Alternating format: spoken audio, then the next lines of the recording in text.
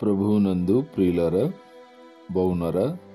ప్రభువైన యేసుక్రీస్తు నామంలో మీకు వందనములు, శుభములు తెలియజేస్తున్నాను.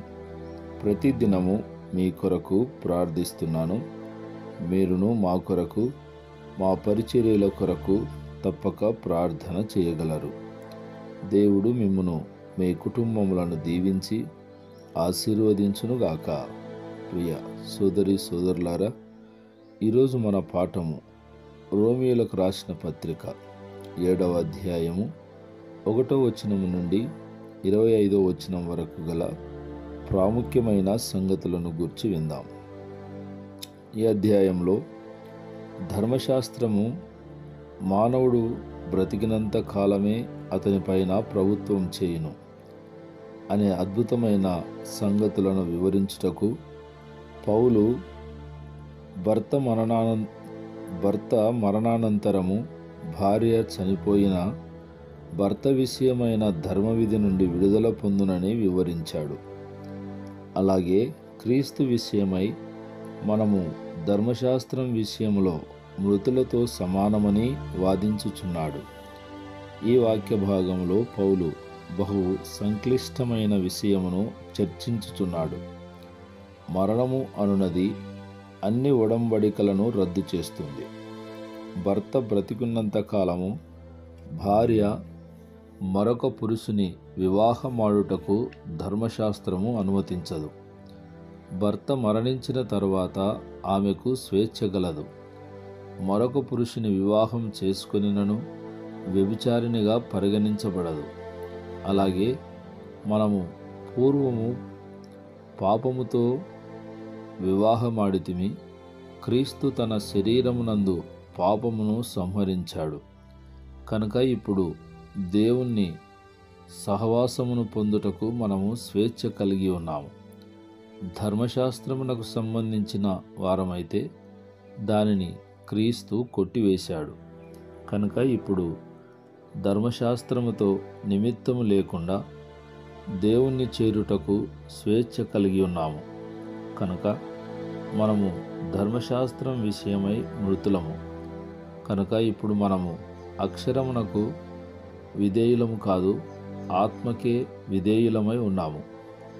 శరీర సంబంధులుగా ఉన్నప్పుడు ధర్మశాస్త్రమునకు విధేయులమైనాము. శరీర స్వభావము అనున్నది పాపం వైపు ప్రేరేపించున్నది. ఆత్మకు విధేయులైన వారు దేవుని వైపు చూచుచు దేవుని సహవాసము పొందుదురు. ధర్మశాస్త్రం వలన పాపము రాజ్యమేలుచున్నది. క్రీస్తునందలి విశ్వాసం వలన ఆత్మానుసారమైన నవీన స్థితిని కలిగి ఉన్నాము. అయితే ప్రియ సోదరి సోదరులారా, పౌలు ఎంతో వేదాంత భావగర్భితమైన అంశాన్ని ఈ అధ్యాయంలో ఇక్కడ చర్చించాడు. బహుశా పౌలు తాను ఎదుర్కొనిన శరీర పోరాటం విషయంలో వ్యక్తిగత అనుభవాన్ని చెప్పినట్లున్నది. ధర్మశాస్త్రం యొక్క ద్వంద్వ వైఖరిని వివరించుచున్నాడు. ధర్మశాస్త్రము పాపమాయన అట్లనరాదు అని ధర్మశాస్త్రం యొక్క ప్రాముఖ్యతను వివరించాడు. అది పవిత్రమైనది, అది దేవుని స్వరమై ఉన్నది, అది న్యాయవంతమైనది, అది ప్రజలకు న్యాయము చేయనుద్దేశించినది, మానవ దైవ సంబంధమైన న్యాయవంతమైన సంబంధాలు కొనసాగించుటకు ఉద్దేశించినది. మానవులు ధర్మశాస్త్రాన్ని సరైన విధంగా పాటించగలిగితే దేవునితో మంచి సంబంధాలు కలిగి ఉంటారు.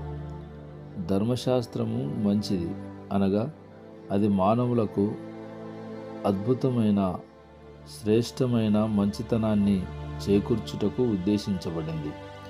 ఇదంతా వాస్తవమే, కానీ అట్టి ధర్మశాస్త్రాన్ని ఆధారం చేసుకుని పాపము లోకంలోనికి ప్రవేశించుట చాలా విచారకరము. ధర్మశాస్త్రము పాపమును వివరిస్తూ ఉంది. ధర్మశాస్త్రము లేకుండా పాపమునకు ఉనికి లేదు. ధర్మశాస్త్రము దేనినైనను పాపమని నిర్వచించినంత కాలము అది పాపమని మనకు తెలియదు. నిబంధనలు లేని ఎడల తప్పేమిటో తెలియదు. క్రీడాకారునికి ఆట నిబంధనలు లేకపోతే అతను బంతిని ఇలా వేయుట తప్పు, అలా వేయుట ఒప్పు అని ఎరుగడు. ఈ విషయంలో ధర్మశాస్త్రము తన నియమ నిబంధనల వలన పాపమును నిర్వచించును. మరొక విధంగా పాపమునకు జన్మనిస్తుంది. నిషేధించబడిన వాటిని చేయాలన్నది మానవుని ఆశ. ఆదాము అవ్వలు ఈ విషయంలోనే పతనం చెందారు. ధర్మశాస్త్ర నిషేధాజ్ఞలు పాపమునకు కారణమవుతూ ఉన్నాయి. నిషేధించబడిన వాటి వలన మరణము, శిక్ష కొని తెచ్చుకొనుటకు ధర్మశాస్త్రము కారణమవుతుంది. ఏలయనగా పాపము ఆజ్ఞను హేతువు చేసుకుని నన్ను మోసపుచ్చి దాని చేత నన్ను చంపెను అని 7వ అధ్యాయం 11వ వచనములో పౌలు వివరిస్తున్నాడు. పవిత్రమైన ధర్మశాస్త్రాన్ని పాపము హేతువుగా చేసుకుని దుష్టత్వమునకు కారణమవుతోంది. ప్రియ సోదరులారా, పౌలు తన వ్యక్తిగత ఆత్మానుభవం నుండి ఈ వాదనను కొనసాగిస్తున్నాడు. మానవ హృదయములో చెలరేగు పోరాటమును, దానిని జయించుటలో మానవ నిస్సహాయతను వివరిస్తున్నాడు. చెడు ఏదో అతనికి తెలుసు, కానీ అదే చేయవలసిన పరిస్థితి. దేనిని చేయకూడదని నిశ్చయించుకున్నాడో దానినే చేయక తప్పుటలేదు. అందువలన నా శరీరములో 2 మనస్తత్వములు పోరాడుచున్నాయి. ఒకటి పాప నియమమునకు సంబంధించింది, మరొకటి పరిశుద్ధ నియమమునకు సంబంధించింది. ఈ రెండింటి మధ్య శరీరము నలిగిపోతూ ఉంది. చివరకు పాప నియమమునకు లోబడవలసి వచ్చుచున్నది. మంచి ఏదో గుర్తించుచున్నాను, కానీ దానిని చేయలేకపోవచ్చున్నాను. అలాగే చెడు ఏదో తెలుసుకొనగలుగుచున్నాను, దానిని చేయకుండా ఉండలేకపోవచ్చున్నానని పౌలు తన విచారమును వ్యక్తపరిచాడు. ధర్మ నియమములు చదవటానికి సహాయపడుచున్నవే గాని పాపమును నిరోధించలేకపోతూ ఉన్నాయి. పాపము చేయకుండా ఉండుటకు మానవునికి సహాయపడలేకపోతూ ఉన్నాయి. ఈ వాక్యభాగము మానవుని నిస్సహాయతను, మానవుని అసంపూర్ణ జ్ఞానమును తెలుపుచున్నాయి. మానవుని తీర్మానము కూడా అసంపూర్ణమైనదని జ్ఞాపకం చేయుచున్నది. చెడ్డదానిని చేయకూడదన్న తీర్మానంపై మానవుడు నిలబడలేకపోతూ ఉన్నాడు. పేతురు తాను తీసుకున్న తీర్మానంపై నిలబడలేకపోయాడు. చెడును బాగు చేయుటకు పరిమితులు చూపుచున్నది. పౌలు చెడు అనేది తెలుసు, కానీ దానిని మంచిదానిగా మార్చలేకున్నాడు. చివరకు తన నిస్సహాయతను ఆక్రందనతో, అయ్యో నేనెంత దౌర్భాగ్యుడను, ఇట్టి మరణమునకు లోనగు శరీరము నుండి నన్ను ఎవడు విడిపించును? యేసుక్రీస్తునందు తాను పొందిన విమోచనకు కృతజ్ఞతాస్తుతులు చెల్లించుచున్నాడు. క్రీస్తు కృప ఈ ధర్మశాస్త్ర సంబంధ పోరాటం నుండి విడుదల కలిగించింది.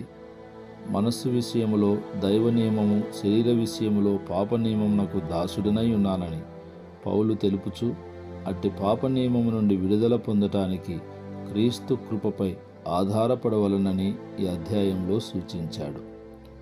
మరికొన్ని సంగతులు రేపటి పాఠంలో విందాం. ప్రార్థన. జీవము గల తండ్రి, మీకు స్తోత్రములు. ఈ మాటలు వింటున్న మా ప్రియ బిడ్డలను, వారి కుటుంబములను దీవించండి. అనారోగ్యం చేత బాధపడుచున్న బిడ్డలను ముట్టి స్వస్థపరచమని యేసు నామములో ప్రార్థించి అడిగి వేడుకొనుచున్నాము తండ్రి. ఆమెన్. ఆమెన్. ఆమెన్.